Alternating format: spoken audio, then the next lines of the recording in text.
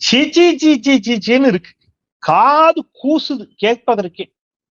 Big பாஸ்ல என்னதாங்க நடக்குது? என்ன நடக்குது? அதுவும் சில வார்த்தைகள் எல்லாம் ஷை அப்படிங்கிற மாதிரி இருக்கணும். அந்த அளவிற்கு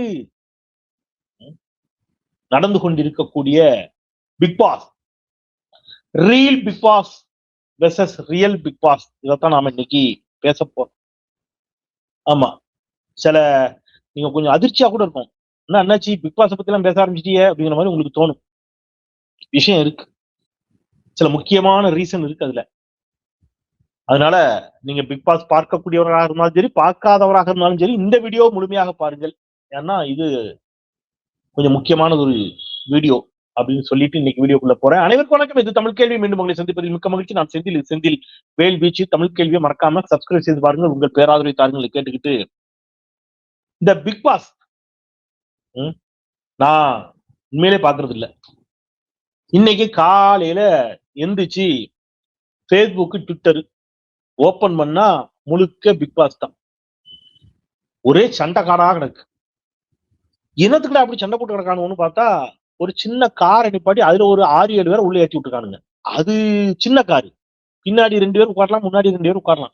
அதிகபட்சம் பின்னாடி 3 பேர் உட்காரலாம், முன்னாடி 2 பேர் உட்காரலாம். அதுக்குள்ள ஒரு 5-6 பொம்பளை பிள்ளைல உள்ள ஏற்றி விட்டு, ஒரு 3-4 கடிமாடு மாதிரி பள்ளியில உள்ள ஏற்றி விட்டு, எல்லாம் உள்ள ஏற்றி விட்டு ஏறங்கடா அப்படின்னா அங்க எங்க இடம் இருக்கும்? எல்லாம் அவனுக்குள்ள ஏதோ சண்டை வந்திருக்கு. சண்டை வந்து அதுல ஒரு பொம்பளை பிள்ளை பாவம் அதை பிடிச்சி ஒருத்தன் கீழே தள்ளி விட்டான். கீழே தள்ளி விட்டு ஒரே இது பேஸ்புக்கை திறந்தா எல்லாம் கச்சா முச்சான்னு கத்தி ஒரே சண்டை போட்டு இருக்கு. நம்ம ஆபீஸ்ல கேட்டேன், என்னமா நடந்துகிட்டு இருக்கு அப்படின்னு. Sir Bigg Boss sir, Bigg Boss. சரிம்மா, ஒரு பெரிய காரா விட்டு உட்காந்து தொலைக்க வேண்டியதானே என்ன சார்? அதுக்கு பெருசா சார் டாஸ்க் அப்படிங்காங்க. டாஸ்கா? ஏண்டா இது இது என்னடா இது அப்படின்னா என்னடான்னா இது ஒரு விளையாட்டு சார். ஏண்டா இது விளையாட்டுன்னா ஒரு ஆக்கப்பூர்வமா இருக்கணும்டா. 10 பேருக்கு ஏதாவது பலன் தரக்கூடியதா, சமூகத்துக்கு பயன் தரக்கூடியதா இருக்கணும். குறைந்தபட்சம் அவனுடைய உடல் ஆரோக்கியத்திற்கா. இப்ப நீங்க ஒரு கிரிக்கெட் விளையாடுறீங்க, வாலிபால் விளையாடுறீங்க, ஒரு கபடி விளையாடுறீங்க, கோகோ விளையாடுறீங்கன்னா அது ஒரு விளையாட்டு. உங்களுக்கு உடலுக்கு ஒரு உள்ளத்துக்கு ஒரு உற்சாகத்தை தரக்கூடியதா இருக்கும். இது என்ன இலவுடா இது அப்படிங்கிற மாதிரி கேட்டேன். டப்புன்னு நம்மள பூமர்ன்ட்டான். சார் நீங்க பூமர் சார், உங்களுக்கு எல்லாம் புரியாது சார்ன்ட்டான். என்ன இலவோ, சரி ரைட் ஓகே இருக்கட்டும் அப்படின்னா போடி தொலைங்க போங்கன்னு விட்டாச்சு. இப்ப எனக்கு இந்த ரியல் பிக் பாஸ் ஒண்ணு நடக்கு பாருங்க. ரியல் பிக் பாஸ் விடுங்க, அது காலையில பேஸ்புக்ல பார்த்தேன். ரியல் பிக் பாஸ் ஒண்ணு நடந்துட்டு இருக்கு. அதுதான் அதை விட ஆபத்து. எது? இந்த டிவியில ஒளிபரப்பாகிற பிக் பாஸை விட ரியல் பிக் பாஸ். அமைச்சர் சேகர் பாபு அவர்கள், நீங்க வந்து சுசீந்திரம் தானுமாலயம் சுவாமி கோயிலுக்கு அவர் போறாரு. மார்கழி மாத தேரோட்டம் அங்க ஒண்ணு நடந்துச்சு பாருங்க. காத கூசுற மாதிரி இருக்கு. ஏன் எனக்கு புரியல. ஒரு அமைச்சர் ஒரு கோயிலுக்கு, அவர் இந்து சமய அறநிலையத்துறை அமைச்சர், அவர் கோயிலுக்கு போறாரு. சிவன் கோவில்ல என்ன சொல்லி சத்தம் போடணும் சொல்லுங்க? சிவன் கோயில்ல என்ன கோஷம் இட வேண்டும்? ஐயப்பன் கோயிலுக்கு போய் நம்ம என்ன கோஷம் விடுவோம்? சரண கோஷம் விடுவோம். சாமியே சரணம் ஐயப்பான்னு சொல்லுவோம். கரெக்டா? திருச்செந்தூர் முருகன் கோயிலுக்கு போனா என்ன சொல்லுவோம்? வெற்றிவேல் வீரவேல் சொல்லுவோம். கந்தனுக்கு அரோகரா, முருகனுக்கு அரோகரா சொல்லுவோம். அப்படிதானே? அந்தந்த கோயிலுக்கு போகும்போது என்ன செய்வோம்? அந்தந்த சாமிக்குள்ளத நம்ம வந்து சொல்லுவோம். திருப்பதிக்கு போனா கோவிந்தா கோவிந்தா கோவிந்தான்னு சொல்லுவோம். இப்ப சிவன் கோயில் என்ன செய்யணும்? நீங்க ஏதாவது சிவபுராணம் சொல்லணும். நமச்சிவாய வாழ்க, நாதன் தாழ்வாழ்க, இமைப்பொழுது நெஞ்சில் நீங்காதான் தாழ்வாழ்கன்னு சிவபுராணத்தை பாடணும். இல்ல ஏதாவது தேவார திருவாசகம் ஏதாவது பாடணும். அதானங்க பாடணும். தென்னாடுடைய சிவனையை போற்றி எந்நாட்டவருக்கும் நிறைவா போற்றின்னு சொல்லணும். சிவன் கோயில போய் அல்லேலுயான்னு சத்தம் போடுதானுங்க. எப்படி? சிவன் கோயில் தேரோட்டத்துல போய் ஹல்லேலூயா அப்படிங்கிறான். இப்ப இதே அல்லேலூயா கோஷத்தை அங்கே சிவன் கோயில் தேரோட்டத்துல ஹல்லேலூயா ஹல்லேலூயா ஹல்லேலூயான்னு வேற யாரோ திமுக காரன் கத்தி இருந்தான்னு வைங்க, அல்லது திக காரர்களோ திமுக காரர்களோ அல்லது ஒரு கிறிஸ்தவரோ போய் ஹல்லேலூயா அப்படின்னு கத்தி இருந்தா அன்னைக்கு ஒரு பெரும் தகராறு ஆயிருக்கும். அங்க இருக்கிற கூட்டம் என்ன செய்யும்? பிடிச்சி ஏய் எப்படிடா சிவன் கோயிலுக்கு வந்து அல்லேலூயான்னு சொல்லுவ அப்படின்னு கேட்டிருப்பான். ஆனா இவனே கத்திக்கிறான். யாரு? இந்த RSS கூட்டம், சங்கி கூட்டம் அல்லேலூயான்னு கத்துது. என்னடா இவன் என்னடா திடீர்னு சிவன் கோயில போய் அல்லேலூயான்னு கத்துறான்? இந்த வடிவேல் ஒரு படத்துல போயிட்டு அப்பனே முருகா விநாயகா வேலவா என்னை எப்படியாவது காப்பாத்துன்னு வேண்டி முடிச்சோன்னு அந்த பூசா சொல்லுவாரு. நைட் அடிச்சா மப்பு இறங்கலையா மூதேவி, அது அம்மன்டா அப்படிம்பாரு. அது மாரியம்மன். மாரியம்மனா? சரி ரைட்டு விடு, எல்லாம் ஒண்ணுதான் அப்படிங்கிற மாதிரி போவாரு. அந்த மாதிரி சிவன் கோயில வந்துட்டு அல்லேலூயான்னு ஏன்டா கத்துறீங்கன்னு கேட்டா, அவங்க இந்து சமய அறநிலைத்துறை அமைச்சரை அப்படி கோபம் ஊட்டுகிறார்களாம். அவரை கண்டிக்கிறாங்களாம், அவரை கொச்சப்படுத்திட்டாங்களாம். அல்லேலியா பாபு அப்படின்னு அவரை பார்த்து சொல்லிட்டாங்களாம். யார? சேகர் பாபுவை பார்த்து அல்லேலியா பாபுன்னு சொல்லிட்டாங்களாம். அதுல அவங்களுக்கு ஒரு திருப்தி. என்னடா எனக்கு புரியலடா, என்னதான்டா உங்களுக்கு பிரச்சனை? ஏண்டா சிவங்கோயில் தேரோட்டத்துல என்னடா கோஷம் விடணும்? ஏன் இப்படி முழக்கம் இடுகிறார்கள்? ஏன் சேகர் பாபுவை பார்த்து இவ்வளவு டென்ஷன் ஆகுறாங்க? ஏன் இவ்வளவு கோபம் சங்கிகளுக்கு சேகர் பாபுவின் மீது அப்படின்னு கேட்டீங்கன்னா, அது ஒரு பெரிய நுண் அரசியல், அதுக்குள்ள மைக்ரோ பாலிடிக்ஸ் ஒண்ணு இருக்கு அதுக்குள்ள. அது ரொம்ப முக்கியமானது. இதுதான் the real Bigg Boss. Real Bigg Boss நடக்கிற சண்டே விடுங்க, தி ரியல் பிக் பாஸ்ல நேற்று ஒரு பெரிய நடந்தது சுசீந்திரன் கோயில்ல. அப்புறம் என்ன சொல்றான்? பாரத் மாதா கி ஜெய் அப்படிங்கிறான். சிவன் கோயில் தேரோட்டத்துல இன்னைக்குடா நாங்க பாரத் மாதா கி ஜெய் சொல்லியிருக்கோம். ஏன்டா படுத்துறிய? சரி போய் தொலை, அது கூட ஓகே. அப்புறம் அந்த கூட்டத்துல ஒருத்தன் கத்துறான், வருங்கால அமெரிக்க ஜனாதிபதி முருகேசன் வாழ்க அப்படின்னு கத்துவான் பாருங்க ஒருத்தன். அந்த மாதிரி சாவர்கருக்கு ஜே அப்படின்னா, டேய் இங்க வா, யாரா நீங்க வா, அவனதான் தேடிட்டு இருக்கேன். அந்த கூட்டத்துல சாவர்கருக்கு ஜே போட்ட அவனை தேடிட்டு இருக்கேன். ஏண்டா சுசீந்திரன் தானுமாலய சாமி கோயிலுக்கும் சாவர்கருக்கு என்ன சம்பந்தம் எனக்கு சொல்லுங்க வா. சாவர்கர் யாரு? அவருக்கும் இந்த கோயிலுக்கு என்னடா சம்பந்தம் எனக்கு சொல்லுங்கடா, நீங்க சீரியஸா சொல்லுங்க. ஏன்னா மன்னிப்பு கடிதம் எழுதி கொடுத்த ஒருவருக்கும் எழுதி கொடுத்தாரா இல்லையா? மன்னிப்பு கடிதம் எழுதி கொடுத்தாரா இல்லையா? எழுதி கொடுத்தாரு. அந்தமான் சிறைக்குள் இருந்து வெளியில் வருகின்ற பொழுது எல்லோரும் எடை குறைந்து வருவார்கள். ஏன்னா வெள்ளக்காரன் அவ்வளவு பாடுபடுத்துவான். அந்தமான் சிறைக்கு உள்ள போகும்போது இருந்த வெயிட்டை விட வெளியில வரும்போது வெயிட் அதிகமா இருந்த ஒரே ஒருவர் யாருன்னு கேட்டீங்கன்னா சாவர்கர். எல்லாம் எவிடன்ஸ், ஆதாரம். அப்ப அந்தமான் சிறையில இருந்து மன்னிப்பு கடிதம் எழுதி கொடுக்கும்போது எப்படி எழுதி கொடுக்குறாரு? ஒரு தாய் தன் பிள்ளையை மன்னிப்பது போல என்னை மன்னிச்சிடக்கூடாதான், நான் இனிமேல் உங்களுக்கு அவ்வளவு விசுவாசமா இருப்பேன், இந்த அரசுக்கு நான் விசுவாசியாக இருப்பேன் என்று சொல்லி பிரிட்டிஷாருக்கு மன்னிப்பு கடிதம் எழுதி கொடுத்திய சாவர்கர் பேர் அங்க சொல்றிய பரதேசி பண்ணாட நாய அப்படின்னு கேட்கணும். கேட்க மாட்டேன். ஏன்னா நமக்கு ஒரு நாகரிகம் இருக்கு. ஆமா, நமக்கு நிறைய கேட்கலாம். நீ சுதந்திர போராட்ட தியாகி பேரைத்தான் சொல்லணும்னு முடிவு பண்ணிட்டேன்னா அங்கிருந்து யாரு பேரை சொல்லி இருக்கணும்? செக்கெழுத்த செம்மல் ஐயா வஉசி பேரை சொல்லி இருக்கணும். வஉசிக்கு ஜே அப்படின்னு சொல்லி இருக்கணும். நேதாஜி சுபாஷ் சந்திர போஸுக்கு ஜே சொல்லி இருக்கணும். தேசப்பிதா மகாத்மா காந்திக்கு ஜே சொல்லி இருக்கணும். கொடிகாத்த குமரனுக்கு ஜே சொல்லி இருக்கணும்.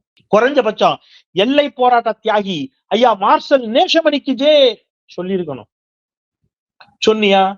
பெருந்தலைவர் காமராஜருக்கு ஜே சொல்லி இருக்கலாம். சொன்னியா? சொன்னியாடா?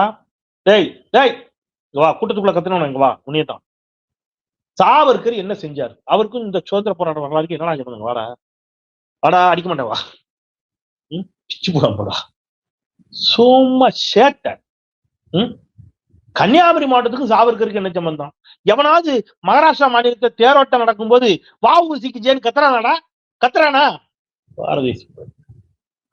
அங்க போய்கிட்டு சாவர்கருக்கு ஜே, சத்ரபதி சிவாஜிக்கு ஜே.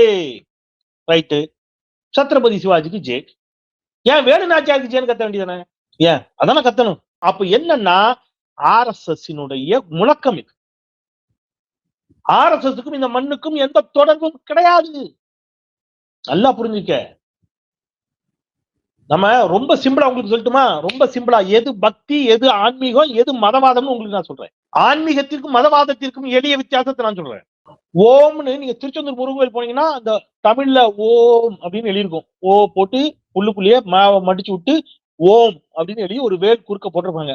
ஓம் ஓம் சரவண பவ அப்படின்னு எழுதுவாங்க. அந்த ஓம் அப்படி போட்டிருக்குன்னா அது ஆன்மீகம்னு வச்சுக்க. இவன் எவனும் அப்படி போட மாட்டான். காவி கலர்ல அந்த வடமொழி ஓமத்தான் போடுறான். பார்த்திருப்பியா? வடமொழியில போடுற ஓம். ரொம்ப சிம்பிள். தமிழில் ஓம் என்று எழுதுபவர்கள் ஆன்மீகவாதிகள். வடமொழியில காவி கலர்ல ஓம்னு இங்க போட்டுட்டு சாவர்கருக்கு ஜே சொல்றவன் மதவாதி. மதவாதிகளுக்கு இந்த அரசின் மீது எப்பொழுதுமே கோபம் தான். மதவாதிகளுக்கு ஸ்டாலின் மீது கோபம். ஸ்டாலினை எப்படியாவது ஹிந்தி விரோதியாக சித்தரிக்க வேண்டும் என்று முயற்சிக்கிறார்கள். அப்ப ஸ்டாலின் என்ன செய்யறாரு? நல்ல சாமி நம்பிக்கை உள்ள, இறை நம்பிக்கை உள்ள சேகர் பாபுவை இந்து சமய அறநிலைத்துறை அமைச்சர் ஆக்குனாரு. அவர் என்ன பண்ணாரு? அறநிலைத்துறை அமைச்சர் வீட்டை போய் படுத்து தூங்கி இருந்தாருன்னா இவங்களுக்கு பிரச்சனை இல்லை. அவர் அப்படி செய்யல. அவர் என்ன செய்யறாரு? முதலமைச்சருடைய ஆலோசனையை பெற்று, வழிகாட்டுதலை பெற்று 4000 கோயில்களுக்கு திருக்குடமுழுக்கு விழாவை நடத்தி காட்டுகிறார். எத்தனை கோயிலுங்க? 4000 கோயில். தமிழ்நாட்டில் 4000 கோவில்களுக்கு 4.5 ஆண்டுகளில் குடமுழுக்கு விழாவை நடத்தி காட்டிய ஒரு அரசு இந்த அரசு. அப்ப அவர் பாக்குறாரு, முருகன் மாநாட்டை பழனியில நடத்துறாரு. ஏன்னா இது நம்ம எதையாவது பண்ணி இதை ஹிந்து விரோத ஆட்சின்னு சொல்லிடலான்னு பார்த்தா, மாதம் தவறாம சபரிமலைக்கு போகக்கூடிய, பெரும்பாலும் தன்னுடைய வாழ்நாளில் ஏதாவது ஒரு கோயிலுக்கு நேர்ந்துக்கிட்டு மாலையை போட்டுட்டு நெத்தி நிறைய திருநீரோடு குங்குமத்தோடு பெரும் இறை நம்பிக்கை கொண்ட சேகர் பாபு இந்த துறைக்கு அமைச்சராக போட்டு வச்சு அவரும் கோயில் கோயிலா போய் எல்லாத்தையும் சரி செஞ்சுட்டு வராரு. நாம ஹிந்து விரோத அரசுன்னு நம்மளால கட்டி எழுப்ப முடியலையே, என்ன செய்யறதுன்னு இந்த சங்கி கூட்டம் மண்டையை பிச்சுக்கிட்டு இருக்கும்போது அவங்களுக்கு ஒண்ணு தோணுது. சேகர் பாபு கடவுள் நம்பிக்கை உள்ளவர், அவர் கடவுளை அவர் கும்பிடுறாரு. ஆனா திமுகவா இருக்கட்டும், ஈவன் அதிமுகவையும் சேர்த்தே சொல்றாரு. திமுக அதிமுக இருக்கிறவங்களுக்கு ஒரு தன்மை உண்டு. நாட் ஒன்லி சேகர் பாபு, நீங்க செல்லூர் ராஜு எடுத்துக்கிடுங்க, யாரெல்லாம் எடுத்துங்க, அதிமுகவும் திமுகவும் கோயிலுக்கும் போவாங்க, பள்ளிவாசலுக்கும் போய்விடுவாங்க, மாதா கோயிலுக்கும் போவாங்க, ஏசப்பாவை கும்பிடணுமா, ஐயா எல்லா சாமி தானே, எல்லாரும் எல்லா சாமியும் நல்லா வச்சுக்கிட்டா சேர்றான்னு போயிடுவாங்க. அப்போ ஒரு கிறிஸ்துமஸ் விழாவில் அவர் பேசுகின்ற பொழுது அல்லேலுயான்னு சொல்றாரு. அது கிறிஸ்துமஸ் விழாவில் சொன்னா அல்லேலுயா, அதுல என்ன உனக்கு என்ன பிரச்சனை? அவர் கோயிலுக்கு வந்து அல்லேலுயா சொன்னாரா? கோயிலுக்கு வரும்போது எப்படி வராரு சொல்லு? கோயிலுக்கு அவரு முழு நம்பிக்கையோடு அப்படிதானே வராரு. அப்ப அவர் ஒரு தேவாலய விழாவில் பேசின பொழுது ஹல்லேலூயா சொல்லுகிறார். இது என்ன பிரச்சனை? இது யார் சொல்லியிருக்கிறா? குன்றக்குடி அடிகளாரை விட நீங்க எல்லாம் பெரிய ஆட்களா? மதுரை ஆதீனம் அவ்வளவு அழகா திருக்குரான் ஓதுவார், ஹதீஸ்களை சொல்லுவார் தெரியுமா? உடனே அவர் இஸ்லாமியர்ன்றியா? அதல்ல. ஆளூர் ஷானவாசு அழகா முருகனை பத்தி பாட்டு பாடுறாரு. தேனினும் மகினும் இயேசுவின் நாமம் திவ்ய மதுரமாமேன்னு ஏசப்பாவை பத்தி தான் பாட்டு பாடுறாரு. அவர் கிறிஸ்தவர் ஆயிட்டாரா, இந்து ஆயிட்டாரா? அப்படிலாம் ஆகல. செந்தில்வேலாகவே இருந்து என்னுடைய நம்பிக்கையின் மீது நின்று மற்றவருடைய நம்பிக்கையை நான் மதிச்சுக்கிட்டு இருக்கேன். இதுதான் இந்த மண்ணினுடைய பலம். இப்ப அவர் தேர்தலுக்கு போனவரை போய் அவரை போய் வம்பு கிழத்து அவர் டென்ஷன் ஆகி எதுக்கு? அப்போ நான் ஒண்ணு சொல்றேன், சாமானிய நண்பர்கள் தோழர்கள் தயவு செய்து புரிஞ்சுக்கணும். என்ன சாமானிய நண்பர்கள் நான் சொல்றது அரசியல் கட்சி இல்லாத சொல்றேன். அப்படி சொல்றேன், எல்லாரும் சாமானியர்கள், நம்ம எல்லாருமே சாமானியர்கள். நான் சொல்றது அரசியல்வாதிகள் இல்லாம பெருவாரியான என்னுடைய ஹிந்து சமுதாய சகோதரர்கள், நம்முடைய சொந்தங்கள் ஒரு விஷயத்த புரிஞ்சுக்கணும். கோயிலுக்கு நம்ம எதுக்கு போறோம் சொல்லுங்க? நிறைய வேண்டிக்கிறோம். கடன் தொல்லை இருப்பவர்கள் கடன் தொல்லை நீங்கணும்னு வேண்டிக்கிறோம். குழந்தை வேணும்னு வேண்டிக்கிறவங்க இருப்பாங்க. வீடு வேணும்னு, வேலை வேணும் இல்லையா? ஒரு பள்ளி மாணவனா இருந்தா என்ன வேணும்? தேர்ச்சியில பாஸ் ஆகணும். ஆனாலும் ஒண்ணு வேண்டிக்கிறோம். ஆனா பெருவாரியாக எல்லோருக்கும் பொதுவான ஒரு வேண்டுதல் உண்டு. அது என்ன? எதுக்கு கோயிலுக்கு போறான் எல்லாரும்? மன அமைதி வேண்டி. அதானுங்க நிம்மதி, மன அமைதி. மனம் அமைதியா இருக்கணும், பிரச்சனை இல்லாம இருக்கணும், சந்தோஷம், மகிழ்ச்சி. நம்ம வாழ்ற இடம் சுற்றமும் நட்பும் மகிழ்ச்சியா இருக்கணும். அதானே, அதுதானே கோயிலுக்கு போறது. ஆனா கோயிலே வெனிச்சலாம் தகராறு இருக்கான். கோயிலுக்கு போறதே மன அமைதிக்காக. ஆனா இவன் அந்த கோவிலில் வைத்தே கலவரத்தை தூண்டுவதற்கு இந்த சங்கி கூட்டம் நினைச்சது. சண்டைக்கு வாடாங்க. நான் கேட்கிறேன், நான் சேலஞ்ச் பண்றேன், நீ அல்லேலியா பாபுன்னு அவர் சொல்ற இல்ல, இந்து சமய அமைச்சர் மாண்புமிகு சேகர் பாபு அல்லேலியா பாபுன்னு சொல்ற இல்ல. திருவரங்கம் கோவிலில், ஸ்ரீரங்கம் கோவிலில் ரங்கநாதருக்கு சந்நிதி இருக்கக்கூடிய அந்த ஆலயத்தில் துலுக்க நாச்சியாருக்கு சந்நிதி இருக்கிறதா இல்லையா சொல்லு? ரங்கநாதரும் அருள் பாலிக்கிறார், துலுக்க நாச்சியாரும் அருள் பாலிக்கிறார். ரங்கநாதரையும் மக்கள் வேண்டுகிறார்கள், வணங்குகிறார்கள். துலுக்க நாச்சியாரையும் மக்கள் வேண்டுகிறார்கள், வணங்குகிறார்கள். இப்ப நீ ஸ்ரீரங்கம் கோயில் என்னன்னு சொல்லுவ? ரங்கநாதர் என்னன்னு சொல்லுவ? துலுக்க நாச்சியார் என்னன்னு சொல்லுவ? எனக்கு சொல்லு நீ. இப்ப அமைச்சரை சொல்லிட்டு அல்லேலியா பாபுன்னு, ஸ்ரீரங்கம் ரங்கநாதர் என்னன்னு சொல்லுவ? அறிவு இருக்கா உனக்கு? சொல்ல பாப்பா. ஐயப்பன் சாமி கோயிலுக்கு மாலை போட்டுட்டு சாமிகிட்ட போயிட்டு பாபர் சாமிக்கே சரணமையப்பா அப்படின்னு சொல்லுவான். சாமிமார்கள் சொல்லக்கூடாதுன்னு சொல்லிரு. இப்ப அவனை என்னன்னு சொல்லுவ? இவர் அல்லேலியா பாபு சொன்ன மாதிரி அவரை வந்து என்னன்னு சொல்லுவ? அல்லாஹ் அக்பர் ஐயப்ப சாமின்னு சொல்லுவியா? எனக்கு புரியல. என்ன சொல்லுவ? இவரு அல்லேலியா பாபு, அவங்க அல்லாஹ் அக்பர் ஐயப்ப சாமியா, அலைக்கும் சலாம் ஐயப்ப சாமியா சொல்றாங்களா இல்லையா? வாபு சந்நிதிக்கு போறாங்களா இல்லையா? ஏன்னா இது பைத்தியகரத்தனமா பேசிட்டு இருந்தா. இப்போ நான் என்ன கேட்கிறேன், ராமநாதபுரம் எம்எல்ஏ காதர் பாட்ஷா என்ற முத்துராமலிங்கம் அவர் பேரே காதர் பாட்ஷா என்ற முத்துராமலிங்கம். அவர் என்னன்னு சொல்லுவேன், டேய் அறிவு வளருங்கடா. இல்லைன்னா நான் என்ன சொல்றேன், இந்த லூசுகள் எல்லாம் பிடிச்சி பிக் பாஸ்ல போடுங்க. எது நேத்துங்க கோயில்ல சண்டை போட்டுச்சுல இந்த சங்கி கூட்டம், இந்த சங்கி கூட்டத்தை பிடிச்சி பிக் பாஸ் மாதிரி வீட்டுல அடைச்சு வச்சிருங்க.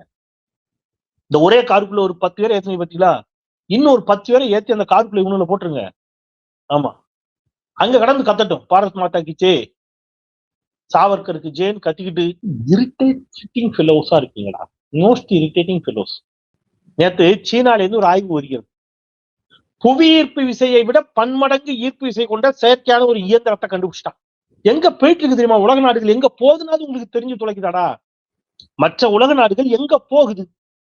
சரி, நான் என்ன கேட்கேன், இன்னைக்கு இவ்வளவு சாவர்கரை கொண்டாடுறீங்கல்ல, மோடி மோடி மோடி எல்லாம் கத்துறீங்கல்ல, எத்தனை 54 இன்ச்சா 64 இன்ச்சா எத்தனை இன்ச்சோ சொல்லுவீங்களா? அவருக்கு நெஞ்சு 54 இன்ச்சா, அப்படி தைரியமானவர் நீங்கல்ல. இப்ப முந்தா நாள் சீனாக்காரன்னு சொல்லிட்டான், நாங்க சொல்லித்தான் போரே நிறுத்தினாருன்ட்டான். இவ்வளவு நாள் அமெரிக்காக்கார மானத்தை வாங்கிட்டு இருந்தான்.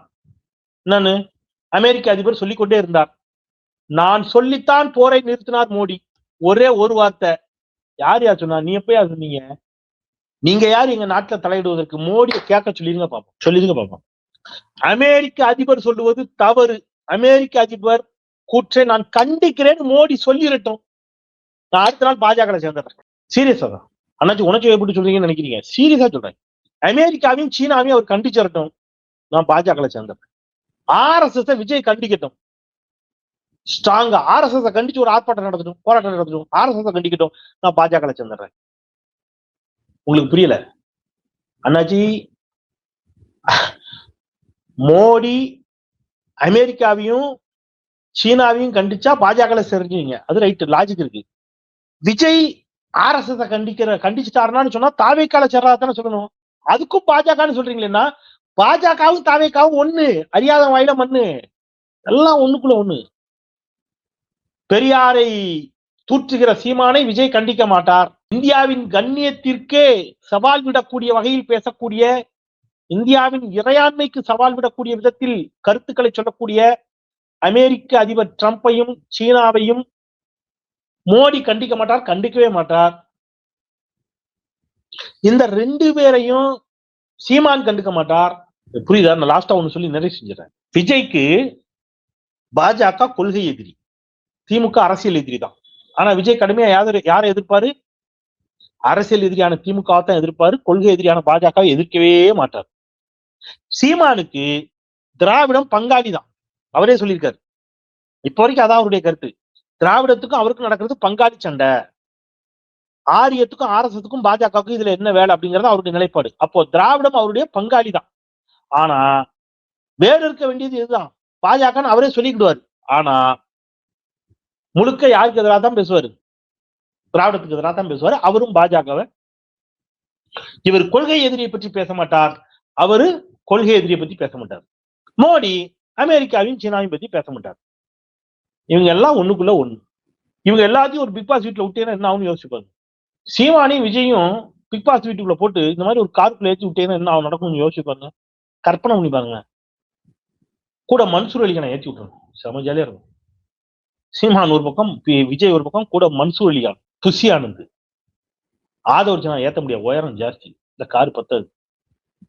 இவங்க எல்லாத்தையும் ஒரு கார்ல ஏற்றி விட்டுருங்க, உள்ள உட்காந்து பேசுங்க, பேசி ஒரு முடிவு எடுத்துட்டு வெளியில வாங்க அப்படின்னு. இன்றைக்கு திரையில் சில நிகழ்ச்சிகள் சமூகத்தை சீரழிக்கிறதோ இல்லையோ, தரையில் நாட்டில் நடக்கக்கூடிய நிகழ்வுகள். ஏன் இதை சொன்னா, ஏன் இன்னைக்கு பிக் பாஸோட இதை ஒப்பிட்டு பேசணும்னா, இன்னைக்கு ஃபுல்லா இணையம் முழுக்க Bigg Boss Bigg Boss Bigg Boss, அதுலதான் பின்னால்தான் அந்த உலகம் ஓடிட்டு இருக்கு, சமூகம் ஓடுதே தவிர, அதை விட மோசமான சண்டையை ஒண்ணு மதவாத சண்டையை இழுத்து இந்த மண்ணை மத சண்டைக்கு இரையாக்குவதற்கு ஒரு பெரும் சதி திட்டத்தை தீட்டிக் கொண்டிருக்கக்கூடிய இந்த பாஜக RSS கூட்டத்தை பற்றி நாம் இன்னும் புரிந்து கொள்ளவில்லையோ, இன்னும் கூடுதலா மக்கள் புரிந்து கொள்ள வேண்டுமோ என்ற எண்ணத்திற்காக இதை பேசுகிறேன். அதனால ரீல் சண்டையை விட்டுருங்க, ரியல் சண்டை ஒண்ணு நடந்துகிட்டு இருக்குது, அது ஆரியத்திற்கும் திராவிடத்திற்குமான சண்டை. அந்த சண்டையில நாம ஜெயிக்கணும் அப்படிங்கிறதுக்கு நாம ஒன்னா நிக்கணும், ஓரணியில் நிக்கணும். அந்த ஆரிய திராவிட போரில் நாம் வெல்ல வேண்டும், நம்முடைய வெற்றியே தமிழ்நாட்டின் வெற்றி என்று சொல்லி மீண்டும் ஒரு முறை தமிழ் கேள்வியை சப்ஸ்கிரைப் செய்து பாருங்கள். திராவிடம் 2.0 நூல் தேவைப்படுபவர்கள் கீழே இருக்கக்கூடிய எண்களுக்கு தொடர்பு கொள்ளுங்கள் என்று சொல்லி விடைபெறுகின்றேன். குரலற்றவர்களின் குரலாய் நான் செந்தில். நன்றி.